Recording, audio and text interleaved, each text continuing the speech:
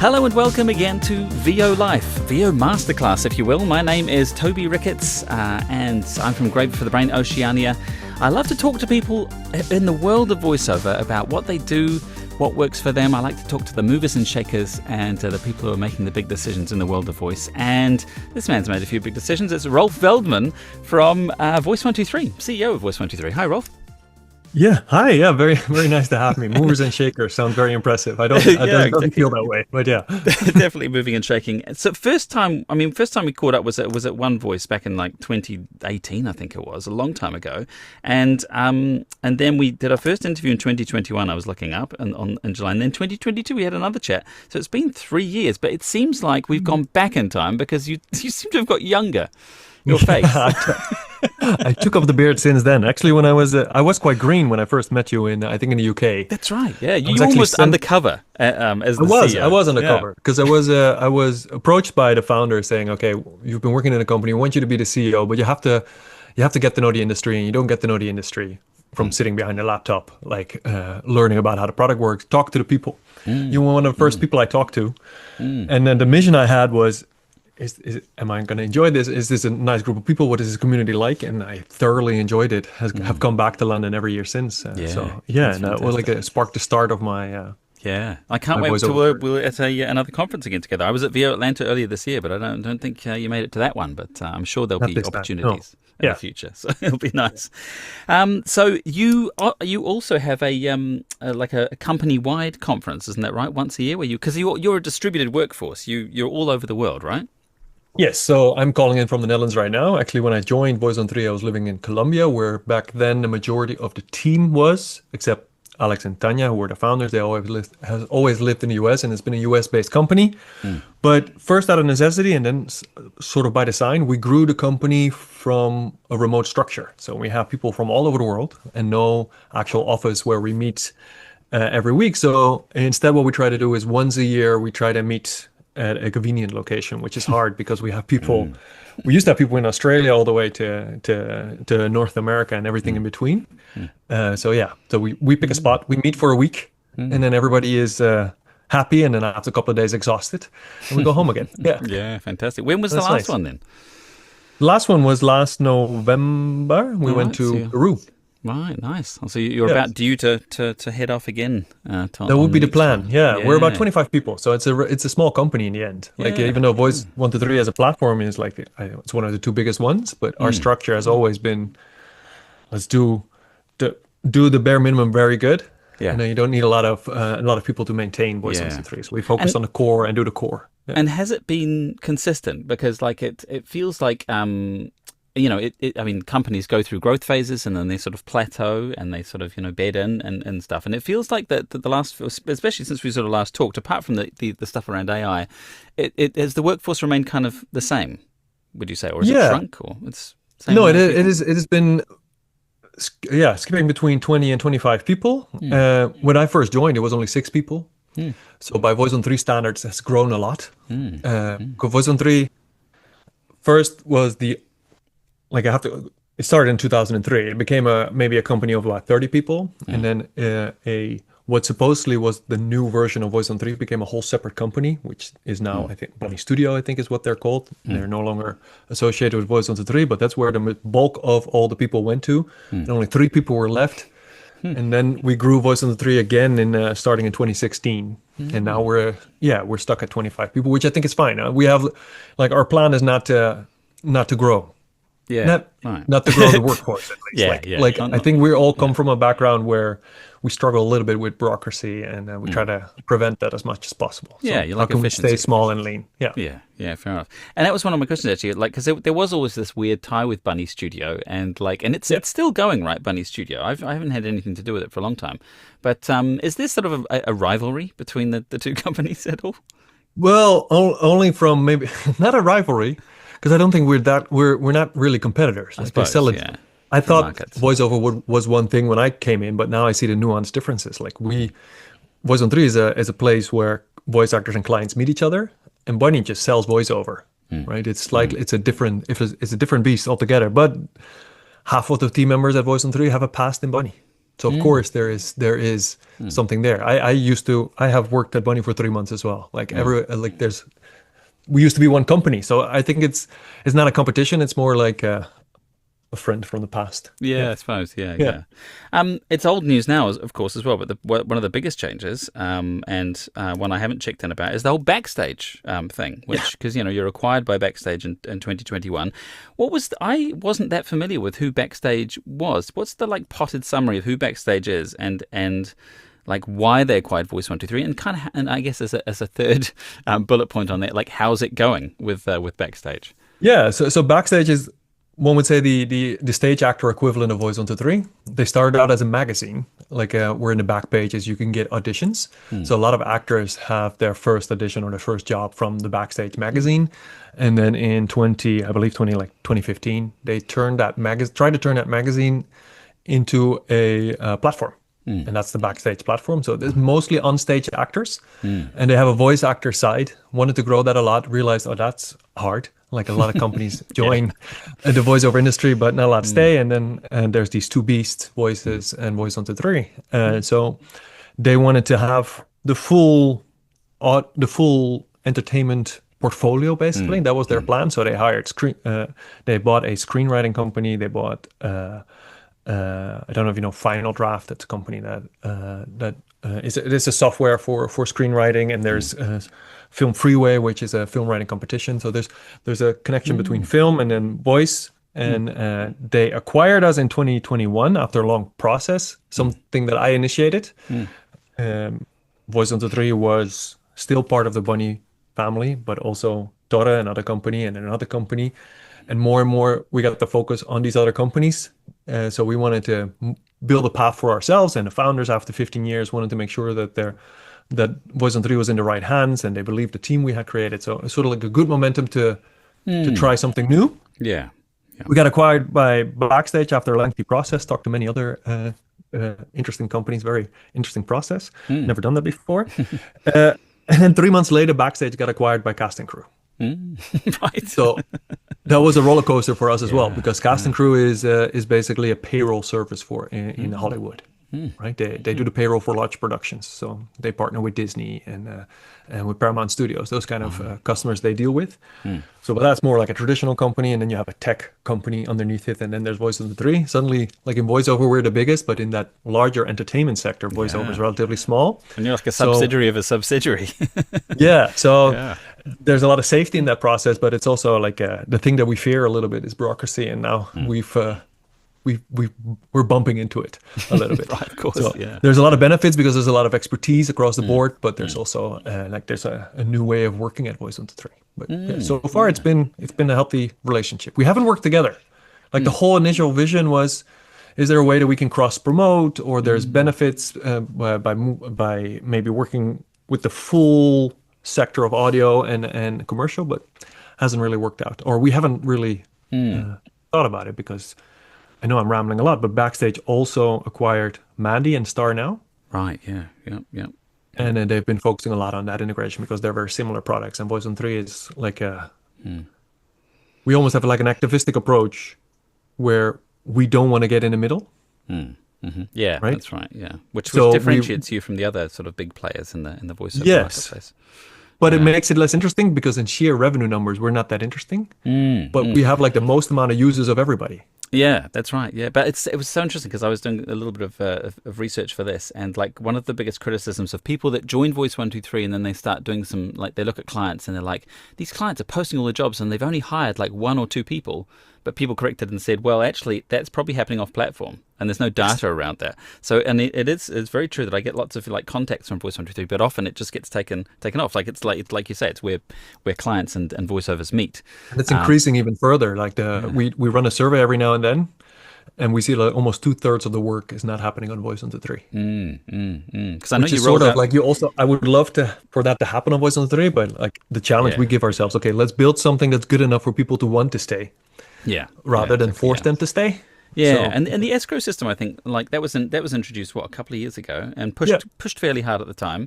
and clients do use it, and it is kind of smooth. But it's funny how people, just like I think a lot of people like the fact that Voice123 doesn't get in the way as well. Yeah, no, it's all optional. So even this escrow system, we try to, and we see a lot of people using it for the first time.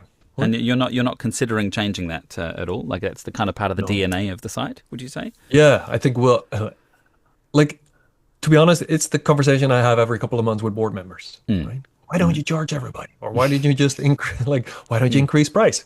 I think I like to think about Voice123, not only about next year, but about where will we be the next 5 or the next 10 years? And I think if we touch this part of our DNA, if I was a user of Voice123, why would you stay on Voice123 then? Right? There's other sites out there that maybe perform a little better or easier to use. And if now everything's forced through Voice123, why would you stay? So I think it should remain the place where people meet and not the place where people are forced to stay. So I think, but I have that conversation every 3 months because if you look at the numbers, you can say you can make more money here. Yeah, you could. Now this year, but then the company will die off. So I'm trying to think of long term. Yeah, fair enough, which is good. And I mean, that's an interesting conversation when you've got like investment who've come along and spent a lot of money on the company. They do one of two things. They either go, well, we borrow more money and we'll invest in it and build it up and grow it. Or they'll just we're just going to use your database as like a cash cow and we'll just keep turning the handle. Which, I mean, interestingly, happened kind of a similar time to voices.com. And, they booted off the CEO and founder there and got someone from the stock market in. So to clearly try and make more money off the site. If your next interview is with a guy in a suit, things have changed. Yeah, exactly. Yeah, totally. So no, that's interesting. But they are giving you, because one of the things I went to the roadmap section of the site, because there was a kind of a feature roadmap for a while, but I think it rediverted somewhere else. There wasn't that. There used to be quite a visible, this is what we're doing next. These are the features we're going to bring in, and it has felt like a bit of a plateau on the site in terms of there's not. It looks the same. There's not that many new features. Are there any plans to sort of to do development, or is it mostly sort of just staying the same and kind of making sure people are happy but not really increasing the features? Yeah, so the majority of features are happening on the other side of the platform, on the client side. Right. So we try to change the project form again to capture more information without scaring clients off. Right? It's always the balance. How can we get them to post that first project so they're introduced? But how can we also let them put in more than just I want a voice? Yeah, it's so tricky, isn't it? There is such a balance because as voiceovers, we always just see someone just comes along and says I want, I've got this project for this promo. They don't post a script. They don't post what kind of voice they want. And you're like, I don't even know what demo to upload for this. You're giving me nothing here. So, but I see what you mean about the clients also don't want to have to spend an hour coming up with all the stuff for the job. So people have, especially now, have the attention span of a couple of seconds almost. So you have to, and as you might know, your first introduction to voiceover is what is this? What is this jargon? What are we talking about? What do you mean usage? How does what is that's the. I'm literally imitating what people feel the first time they want to hire a voiceover when they just come out of hiring a freelancer or somebody else, like a visual designer or somebody else. Voiceover is a very unique ecosystem that has its own rules that you only get used to by talking to actors. Yeah, exactly. So we want to get them that first interaction. Yeah, when people get into voiceover, it's just telling them it's you just have to be in it for 5 years to just learn the ropes. There's kind of no other way to do it than to just get in and just start. I was pretending a lot in the beginning. Yeah, I feel like I'm getting there now. Yeah, yeah, exactly. Fantastic. You talked about where Voice123 is going in 5 years, and I seem to remember. I can't exactly quote you, but you said something like Voice123 won't exist in 5 years when we were having an AI discussion about 4 years ago. So I wondered whether you'd revised that and what you think Voice123 will be doing in 5 years. Yeah, so I it's something I say internally all the time. So I tell my team imagine Voice123 doesn't exist in 5 years. Why is that? Right, and then reverse engineer it. Yeah, that's it's almost like of course we learn more and more about the industry this last couple of years, and I think there will be a place for places like Voice123. But you asked about the features that that we've been building or what we're developing on. Like the majority of my engineers are either working in client-side features, or they're working on, we call clients the people who post, or they're working on security items. Like we've invested a lot in developing what we call Voice123 Cloud, which is the ability to track and trace all the audio files and stamp them as they flow through Voice123, almost like a Google Drive for audio. And we're focusing a lot on how can we integrate AI in a way to put it in the hands of the voice actor. And then there's the occasional feature that we want to improve because things change all the time in the industry and we want to adapt a little bit. But those are the three big buckets that we're working on, because we think the industry is doing two counter movements at the same time. One, it's expanding rapidly. More people are into audio than ever before. Voice is more popular than ever, in part because of AI and because people are getting more voice first. A lot of companies have to build product that are voice first, and I think the way that we will interact with phones and with our tools will mostly be voice first. And for the products that we interact will always be voice first, and we see all the volume of advertising increasing as well because it's more short form. So there's a lot of currents that force the audio industry to increase as a whole. What do you, just going back to voice first, what do you mean by voice first? Like they'll start with the voice and build everything else around it? No, that instead of reading and instead of typing. Right, so text to speech basically, like that. Yeah. You know, that's Speech how to people want speech to or interact. speech to- Right. Yeah. Cool. I think speech to speech more. Yeah. And it's not necessarily in a way that we use a voice message on whatever kind of messaging system you use, but also in the way that you navigate your calendar and like everything's an assistant almost, and you interact with different voices. But it also means that a lot of the advertising is more narrative compared to in the past, which was more visual with animation. And then there's a campaign that used to run 3 months now runs 3 days, and 3 days is already an old campaign, right? So there's more created, and also has to be in different languages and different audiences. We're not watching the same TV programs. We're all in our different niche. So the audio industry is exploding in that sense. But there's also a need to drive down costs because clients need to now do multiple campaigns. And that's where AI comes in and all the other items come in. So I think voiceover will move back to almost the stage where it was in the early 2000s. Like you had from 2005 to maybe 2020, let's call it 2010 to 2020, was a big boom because a lot more people were able to get into the industry because of sites like Voice123, but also because home studio equipment. And became more the voice actor entrepreneur or the voiceover entrepreneur. And I think it's going back more to the voice actor part of it, the performance part of it, because all these campaigns starting to look more and more alike because people are using more and more AI. So I think it's a growing business, but it also has a counter movement of becoming a niche business. And the niche part is working with actors themselves. So I think there will be fewer actors over time.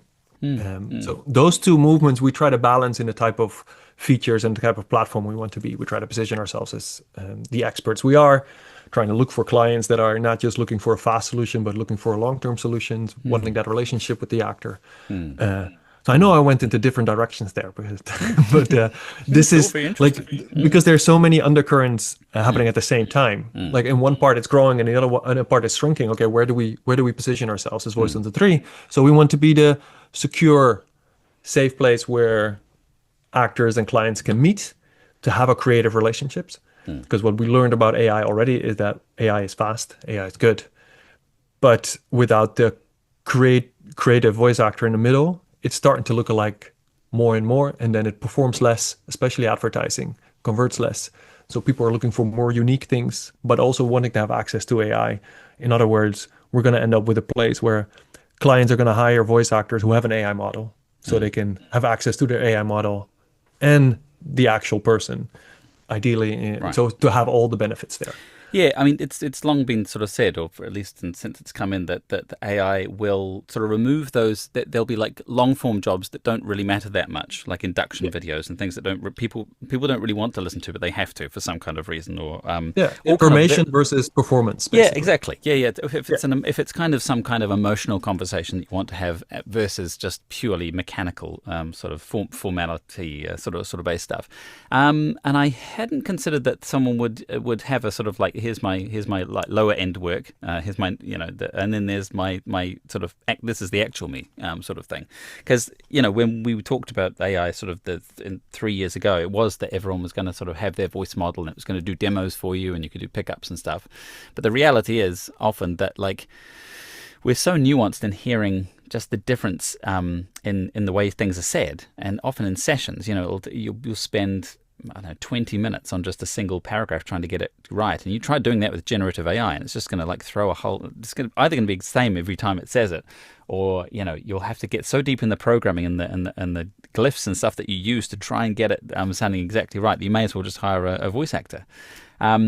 There's also that other factor of real voices about adding something that you don't expect, like of being a true artist and coming up with something that no one really thought of. And AI and large language models are the complete opposite. They'll take everything that has ever been made and then average it and then give you what you expect, which is the complete opposite of great art, which I feel like is another part of AI's saving grace, which I thought was kind of the only argument for using humans. But now there's also this argument about the provenance of large language models and the fact that large corporations don't want an AI voice because if they don't know where it's come from, then they're leaving themselves open to liability and risk.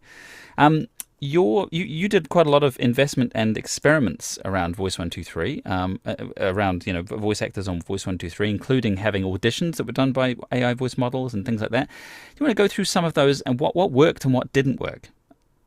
All right.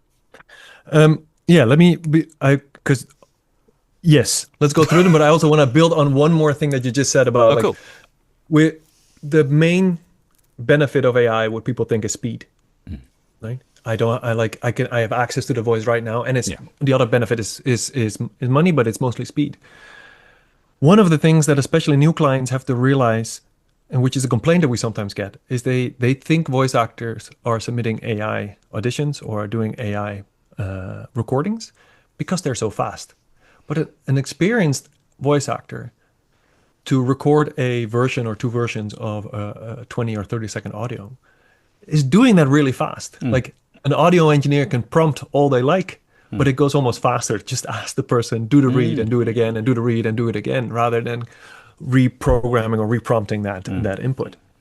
So I think that's part of what we're trying to push to our clients as well. Like one of the differentiators is actually the speed of voice actors. That's very true, isn't it? Yeah, because I would absolutely agree with that. And if someone does if you can have a conversation with someone about what they're looking for, then you can just deliver it.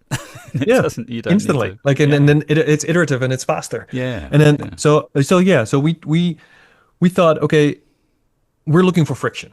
That's basically our where is friction in from the client experience and the voice actor experience from working with each other. There's a couple of points. Let's first look at where people have to wait for each other. The first place where people have to wait is the audition. All right. It starts hopefully in the studio or any creative room. We want to hire a voice actor. Let's listen to a couple. For the majority, that process to listen to a couple to actually listen to a couple of voice actors takes a couple of days. Right? If you already have a network of voice actors, you might know in your head, like, I want to work with these kind of people. But let's say you're doing this for the first time. You're either going through an agent or you're going to a casting site like ours. You post your project. Let's say it takes a couple of hours to get the first audition, and you listen to the first people, and then a day later, then you actually start booking the voice actor. That process is quite lengthy. By modern standards, right? 2 days maybe is not that long, but let's say you're on a deadline. That's one of the friction process. The other one is the recording is done, but the script changes, or the recording is done and we just want to do it slightly differently, or we need to add some more to it, right? Those are the two moments where people have to wait for each other. The actual creative work happens in between, which is the human relationship, and that's where you go into studio or you go to record or you submit, and that's where you actually do the work as a voice actor. So we try to focus our AI solutions on those first and last part, and we do a lot of research there if clients are interested in those kind of items. And we already saw that we made a switch a couple of years ago from asking our actors, please don't put too many demos on Voice123, but put a lot of specific samples on Voice123. Yeah, that's right. Yeah, I remember that. Because we already saw a trend of clients moving more away from traditional casting and wanting more direct contact. So they want to listen to something specific and then talk to you directly. So, and we see that we see the number of projects relatively going down and the number of searches and contacts going up. Yeah, I was going to say actually, because my experience of Voice123 over the last 2 years has not been winning auditions. It's been being directly contacted and hired straight from my demos without even doing an audition. They hear one sample and they're like, "That's the voice. We want that. Do it for me." In 24 hours, which is fine. Because it saves the audition time. That's a big part of it, and also especially with the newer generation, we talk to our clients. They feel guilt when asking for 50 auditions. Right, true, yeah. Right? I didn't think about that. Not everybody does. I'm not Yeah. trying to, but some section of the users think, I have to reject 49 people. I don't want to reject 49 people. So let's just reach out to a couple of people directly. So we try to put, one way is to listen to a sample that is maybe relevant to the project you have, but the other one is to maybe instantly listen to, in this case, your voice in my script. And that's where I think AI can do a lot. So we're not trying to change our project form or our project algorithm, but we're trying to put that on different parts of the experience where let me not replace the audition process completely, but let me get an even better idea of what this person sounds like in the script that I'm having. And then let me contact the actor. Because we allow voice actors on Voice123 to basically connect their model, whether that is the one that they have with Respeecher or 11 Labs or whoever, or the Voice123 one. And then we try to put a lock on it because we don't want people to download it. So you can generate audio and then buy it from the actor. And in the first 6 months, 6 people have bought an audio file. But I think in 63% of the cases, it turns into a contact message. Right. So it is doing what we thought it would be, and it's definitely not. We're not buying the end product from AI. Maybe in some cases we will, but in the kind of customers that are on Voice123, it won't. So we're trying to focus on those friction points, and the other ones are actually voice actors wanting to audition with the use of AI because they may be traveling or they may be doing other stuff, and they don't want to always be in the booth, or they want to audition for a type of voiceover they would normally not do, or a new type of voiceover that comes out of AI, maybe like long form reads or audiobooks that otherwise would not be created, or like virtual assistants is one that is growing very fast.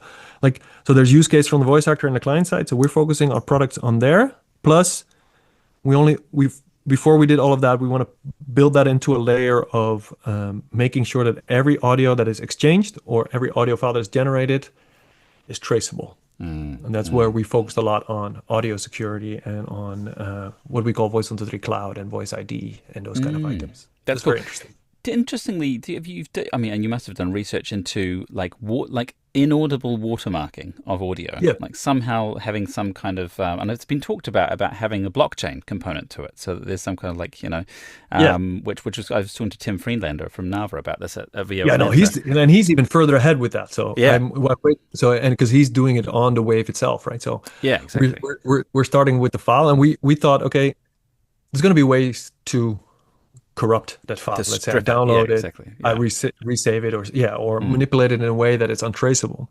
So we knew it wasn't enough to just stamp the files, trace the files, and we can sit and say, okay, this is the origin of the file, right? This is the origin of the recording. Whether it's used later or not, we can always bring it back to this is the place where it was first uploaded with these terms. That's sort of the safety contract that we put in the Voice123 security system. But it's not enough. What we did put on top of that is that voice ID. And that is not necessarily recognizing the files, but it's recognizing your voice. It's like a Shazam, but then for your voice. Yeah, right. So then we can say, okay, let's say we had a person hearing herself on a Hulu ad saying, that's me. I submitted an audition for this somewhere, that's me. So she ripped that from her phone on recording the TV, send it to us. We were able to trace that it was her. And then because of the voice ID system, and then we're able to talk to the client and saying, hey, this is the original file where she actually submitted the audition. So those are the two systems working together. Able to talk to the client, and we're still trying to resolve it.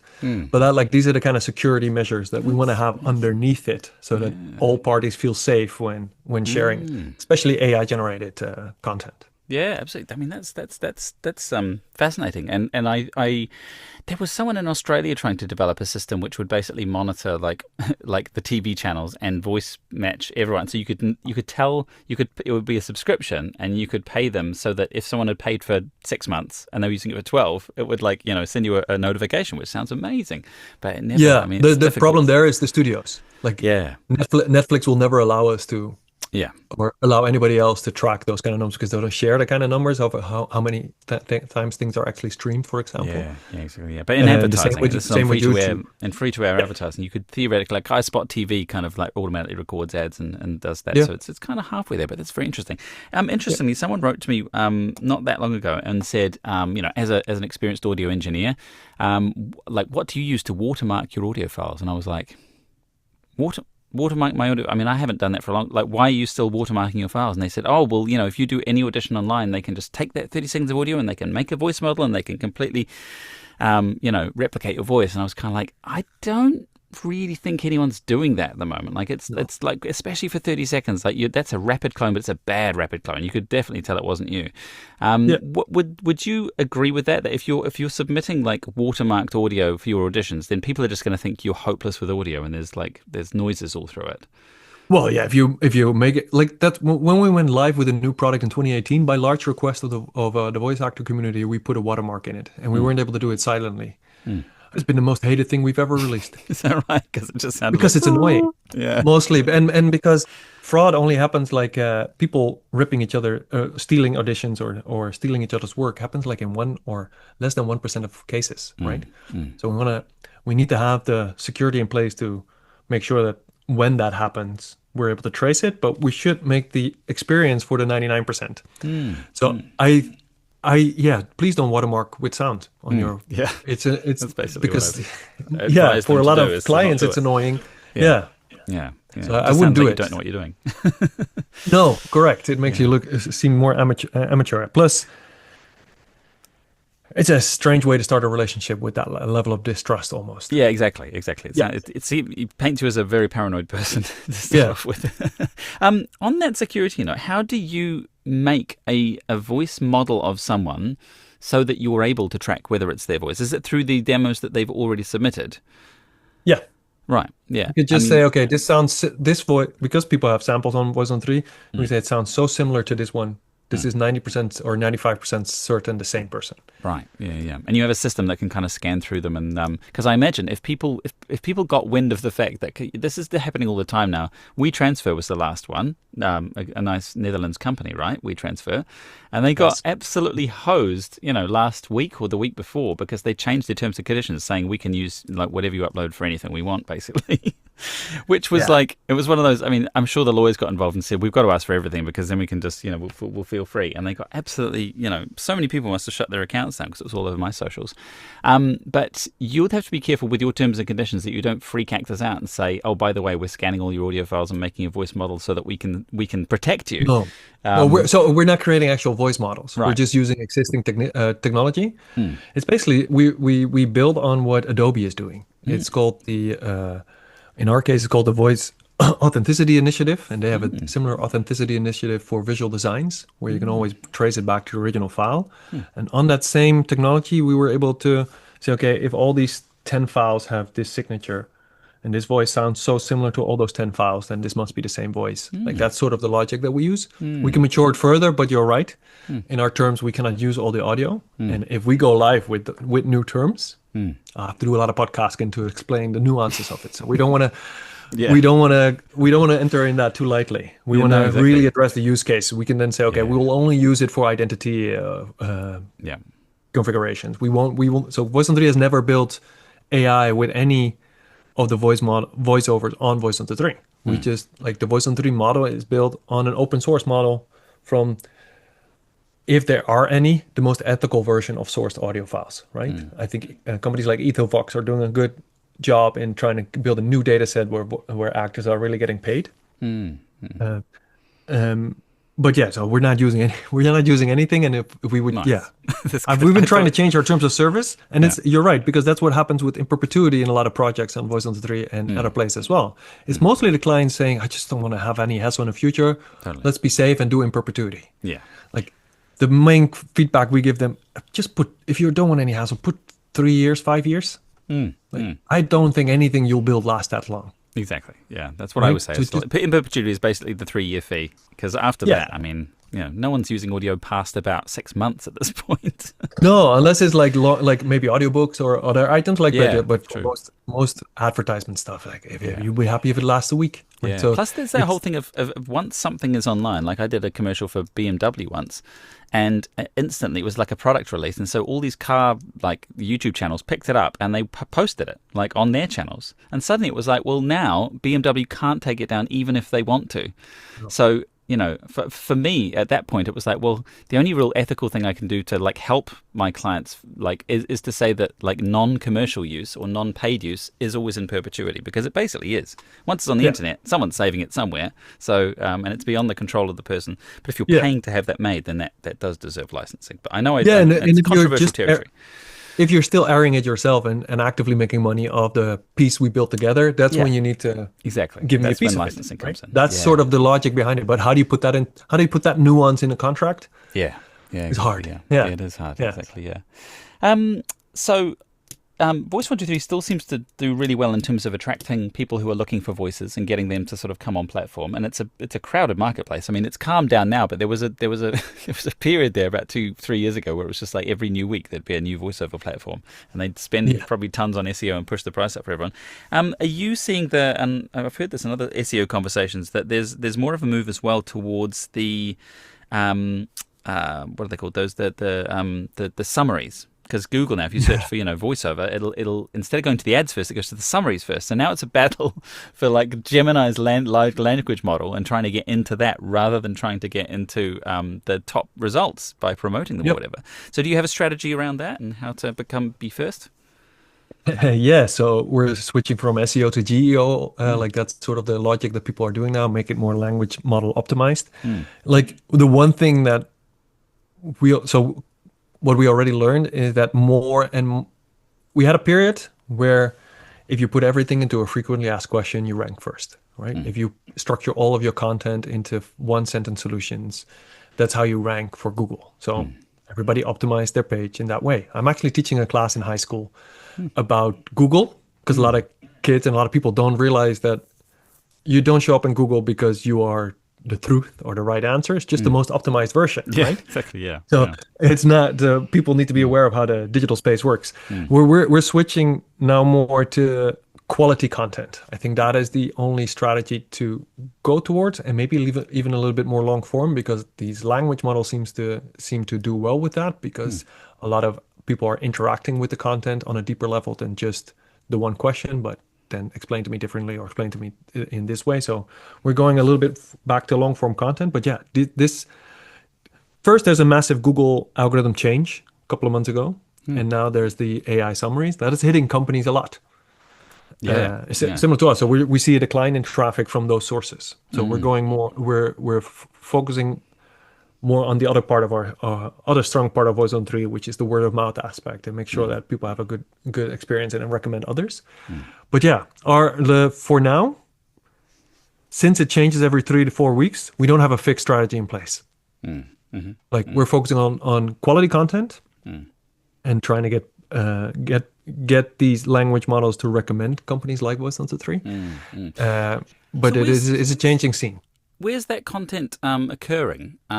Because I tried to find some recent blog posts on on your domain, but the most recent there was like one from this year, but then all the other ones were from sort of previous years. So is it rich content that you're making? Like, are you doing work on your YouTube channel and kind of things like that, or where's the content? No, we're creating a lot of landing pages, which is voice123.com with different URL structures behind it, like and then a landing page with more information about it. Right. Yeah. And then we use our blogs, the Voice Talks, which is towards more the buyer side, and then we have the booth, which is more towards our voice actors. Those are content pages that we use as an educational resource for both sides, but also as a way to rank well on Google. Do you think large language models are good at detecting large language model written content?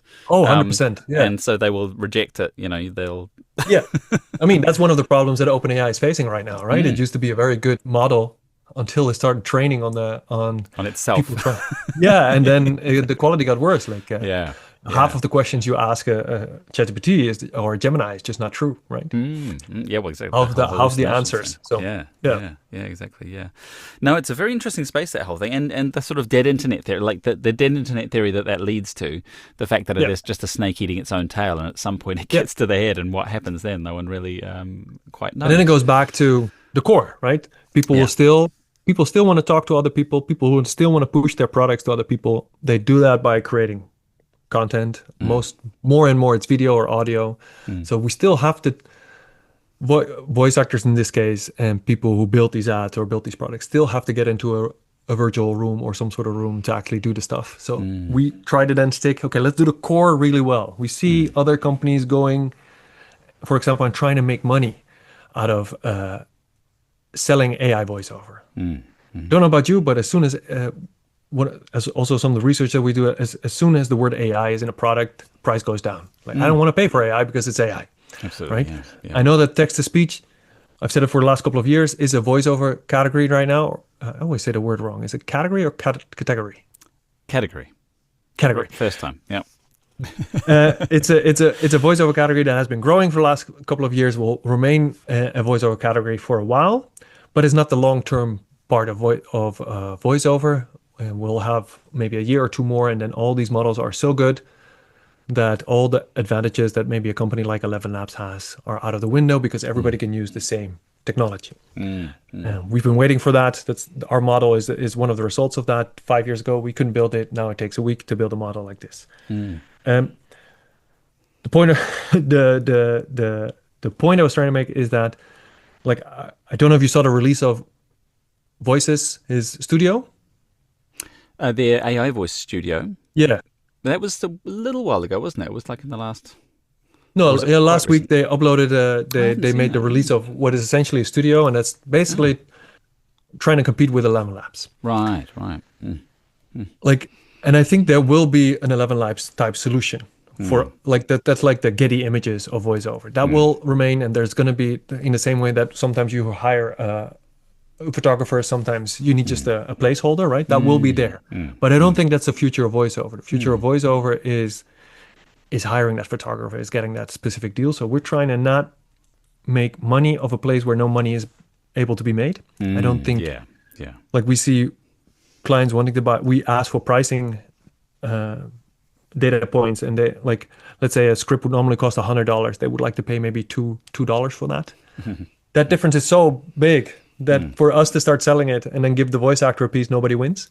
So what we're trying to do is like, okay, let's provide the voice actors with the tools so they can start selling it as an add-on to their business. Because I think already it's a differentiator in the same way that a home studio was a differentiator 10 years ago. Now it's a requirement. It's a differentiator now as a voice actor to have your own AI model and be able to give your client access to it. But in a couple of years, everybody will have to have it. So we're trying to prepare the space for that. Interesting. And on that, like, it seems like, and it's been that way it's been this way for quite a while, but like the top like 3 jobs, I usually sort by budget on my interface because I like to go for the big jobs, as everyone does. But and always in the top 10 somewhere, there's at least 3 or 4 TTS jobs, which are clearly labeled, which is good, often by Chinese companies. It should be noted because there's Chinese characters in them, and it's been that way for a long time, and they're paying like okay money, but like not nothing that sort of like they're asking for a lot of recording, and it's all in perpetuity. It's all, we can use this for anything we want. Has, like, I know there was some, it drew criticism for a while of people saying, look, you shouldn't allow these jobs on your site. And I think your retort was, we are an open platform. People can post voice jobs, whatever they want. And if they're crap, people won't go for them.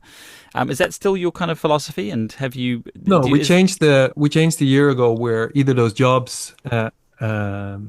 so every time a client posts that kind of project, the first project always needs to get approved by our staff.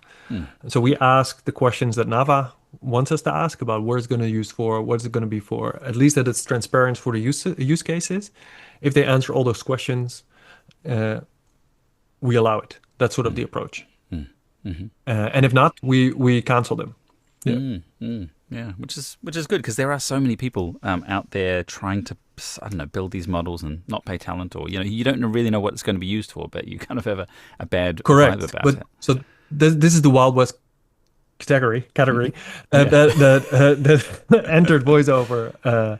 I remember talking to a voice actress 5 years ago, or maybe it was six, where she said, "I got flown to Switzerland. I was in a studio for 3 weeks, and they created like a voiceover assistant, or tried to build my voice model. I got paid hundreds of thousands of dollars. Like it's a That's real right. thing. That's Yeah, how it started, right? I And helped then cast one of those back like at least 6, 7 years ago. Yeah. and essentially that's what these jobs are. But Mm. now, because there are so many of these, the prices keeps going down, keeps going down, keeps going down. And we see the last couple of months, we see the prices going up of those jobs again, because the only way to get a good model, or to get a better virtual assistant, or to get a better version to train your model, is to hire quality voice actors. And not a lot of people enter if the pay is not good or the terms are not good. So we're Yeah. trying to also guide these clients more and more. I feel like it almost deserves splitting. We talked about provenance before, like the provenance argument and why people don't want to hire. And lots of the, like, there's this kind of, I watched this, it was actually a really good thing with, between Nava and Voices.com did this session about AI voice. And it brought up the whole provenance thing and how, lots of really big corporates, because it's all voice first, or it's going to be soon, they want to hire, like, they're casting specific voices and will pay them very well, and they're making an AI model, but it's just for their product or whatever, and it's ring fenced, so it's not public use or anything. I feel like that's a different kind of job than the ones that are just like, you're not sure where it's going, the Wild West jobs, like where it's being blended up into a model, so it kind of sounds like you. And it almost needs different names or different categories, so you can tell that it's like this is a bespoke a bespoke AI job versus a general AI job, if you like. So Yeah, so it's almost like general training, where it's almost impossible to define the use, also because most likely the people building it don't know yet. Exactly. Or they're just making a product for other people to use. Whereas, the other AI voice jobs, it's got a very specific use. It's ring fenced within this particular brand, and they know what it's going to be used for. So Maybe we should split those. Terminology is difficult because this is a frontier. It's like we have to name these things almost. And but that's something to We've consider. been calling it a little bit virtual assistant, but maybe that doesn't cover it completely as well, because that's one of the largest growing type of voiceovers on Voice123 the last couple of months. It's different than the model training. Yeah, but it's See almost more like and more clients wanting their own brand, like voice virtual assistant. rather than- I think like Alexa. I think Yeah. Hello Google, etc. But it's different from that now because it's people's cars, it's people's appliances and stuff. So but yeah, so maybe it's worth considering rebranding that into sort of No, 100%. yeah. Cool. And then this is the hard part as well. Okay, how do you define pricing for this? Exactly. Yeah. It's so tricky. It is so tricky. It is very tricky. It was easy with advertising almost, because like I had a kind of an algorithm I used in terms of the size of the company and how long and all that sort of thing. But with this, it's like, even with those big companies where they know it's going to be used, it's like, well, it's different if a nationwide company can do it versus an Apple or someone like that. So I think that's where like places like, agents are really good at negotiating those things because they just ask lots of questions and find lots of resources. But I think, it's tricky to get pricing. You don't know what other people have been paid for the same work. So it's very tricky to price it. Yeah. Yeah. Someone needs to do some kind of thesis on this or something. Right. I am going to get into some of our listener questions very quickly. All right. Jim wrote in, let me find his email, and he said, I'm currently enrolled in the $495 level, 11 US on the West Coast. I noticed that many of my invitations come in between midnight and the wee hours of the morning. Often this doesn't give me the time I'd like to create an audition and meet the deadline, or before the audition closes for other reasons. Other than enrolling in a higher level, is there any consideration for the time zone in which talent lives for determining invitations? Yes, so we could develop we've been talking about the same product problem for the last 5 years in Voice123. It's always been the case, because the way the algorithm works is, let's say a client requests 25 auditions, it's going to be male and female US, right? And they want to have the deadline within a day. So, or within 12 hours. What we then do is we send a big batch to the people who, because of their membership or because of their ranking score, are in that first batch. Let's say that's 500 actors.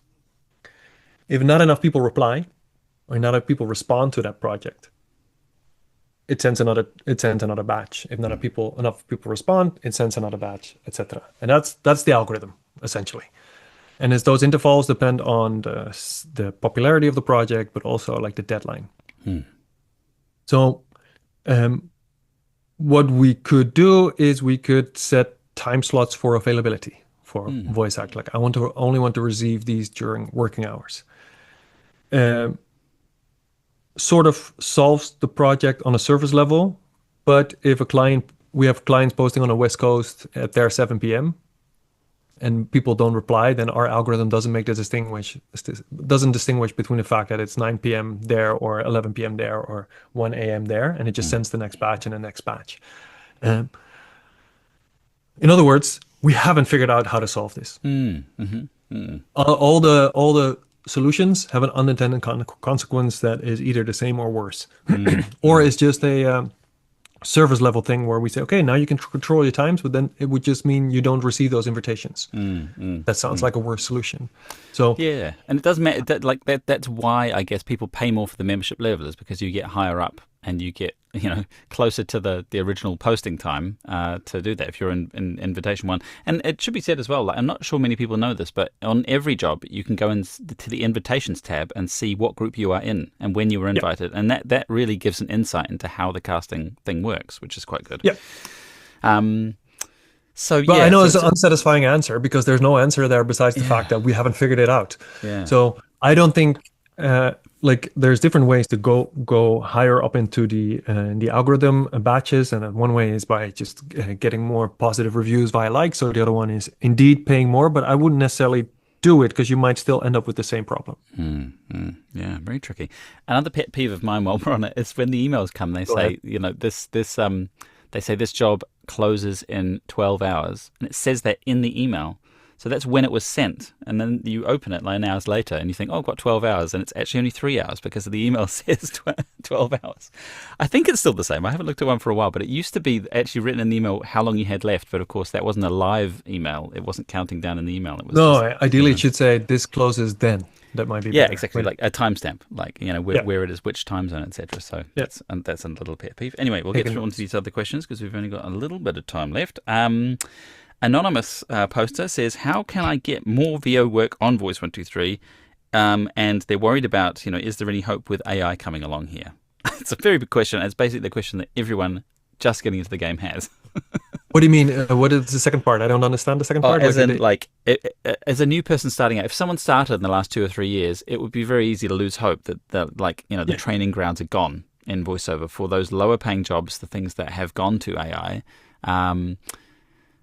Is it worth them still continuing on a platform like Voice123 where it feels like it's either you're in advertising and you've got lots of experience, that there aren't that many entry-level jobs anymore?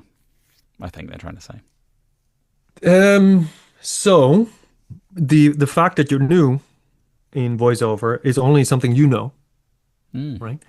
For our clients, the biggest difference between when they go on Voice123, the thing that they see is voice actor, and therefore they believe this person can act. Right? So you've already crossed the hurdle by being on a platform, and not just Voice123, but other places where it has voice actor in your profile. If you really want to succeed specifically on Voice123, I would say upload a ton of samples. And specific ones, right? Like specific ones. Don't do a demo. Don't build a demo to go to Voice123, build a demo to get an agent, right? That's that's a better approach, or have a demo as a business card on your own website. But on Voice123, do a lot of different types of work, tag it in a way that we ask you to do, so that so people can find you even on a direct search the contact place. That's the way to optimize it for the future. And if you don't want to start out paying, start out for free, just to see what type of jobs go through. Because to be honest, the experience, the experience part is more what we know about which is a good voice actor and not so good voice actor. The majority of the client doesn't know what is a good voice actor.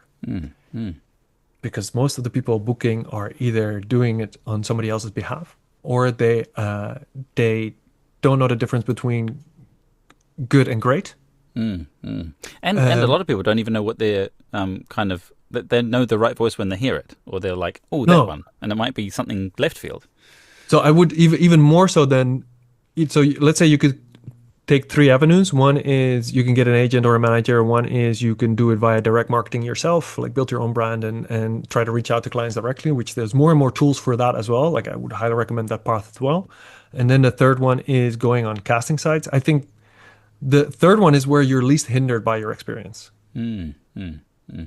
So I would still make that the place to get started. I just don't want people to make the mistake to pay a lot of money through different types of sites. Going on voices.com or Voice123 or Bodalgo or any of the other sites is completely different. Don't buy a membership for all of them. Choose one, learn how that system works, give it a year. That's one of the reasons we don't want to do monthly or quarterly memberships, because we know it takes about a year for a voice actor to get that return on investment on buying a membership. So I would still get started there and just go after the same jobs. Yeah. Cool. I think that answers that one. I don't think AI will take that away. AI goes after AI creates new types of clients. Like we have a metric there where we see on what is, let's say, AI voices on Voice123.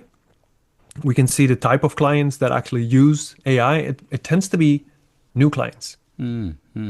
Yeah, it's not the existing clients that go through it. And the existing clients that do use it, I mean, the 100% of my experience in voicing videos at the moment is you'll get into the session and they'll say, here's the version we've done with an AI voice, and you'll replace the AI voice. You know, which is much better than it used to be, where someone who would just rush through it and give you a terrible version. But, at least it's kind of. So this is, if I have one mission left in Voice123, I have maybe multiple, but this is the one that this is the hardest to crack, is the brief. Like this is the number one problem in working with a second person. I have this idea in my head. I can now only write down a brief. A voice actor has to interpret it and do a performance. Like I think just the fact that they're using to say, okay, it needs to sort of sound like this, but then your version. I think that will be a lovely place to put AI in as a way to bridge the gap from brief to performance. I think that's where it's interesting.